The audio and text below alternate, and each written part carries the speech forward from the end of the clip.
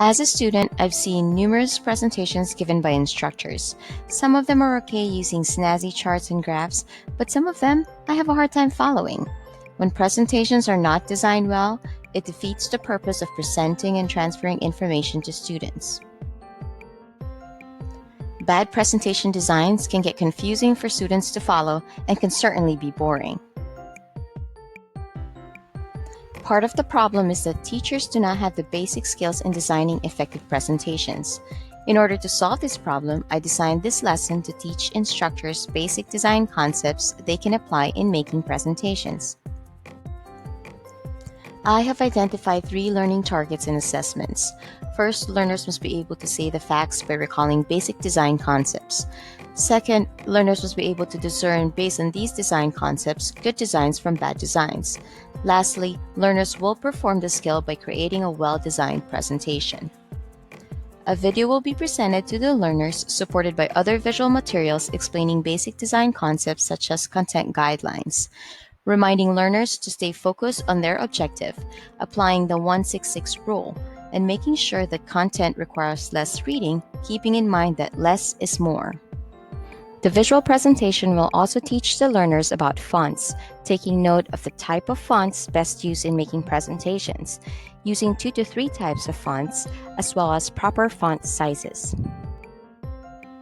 The use of appropriate and complementary colors will be discussed using the color wheel.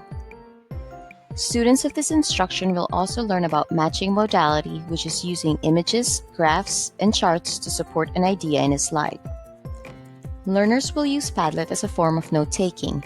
Padlet will allow the learners to have a collective learning environment where they can actively participate in the learning process, publish their own thoughts, and share their knowledge with others. After collecting their ideas in Padlet, learners in small groups will use Canva. This tool will allow students to create their own artifacts as they recall design concepts they need to remember when creating a learning material for their class. To assess the learning target of discernment, visual samples will be provided for the learners to note good designs from bad designs. With the help of the visual guide they just created in Canva, learners will comment on what concepts were used or not and why they think the visual is or isn't a good design using VoiceThread. By using VoiceThread, students can reflect on the new concepts they just learned. This activity will allow them to explicitly identify the design concepts embedded within the sample artifact. According to Vygotsky, language is the main tool that promotes thinking as well as developed reasoning where learning can take place. In this activity, learners will be assigned in small groups to focus on a specific design aspect. This promotes both collaborative as well as cooperative learning, where groups are given a specific task to master and later on share and explain to the class their findings for others to learn. Discussions will follow as each group gets a chance to share their findings to the class regarding their topic of expertise. According to Brown and Adler, social learning is based on the premise that our understanding of content is socially constructed through conversations and grounded interactions with others around problems or actions.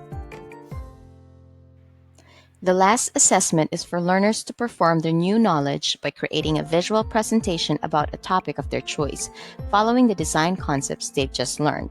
Learners will use Google Slides to experiment, practice, and apply the design principles in their final output.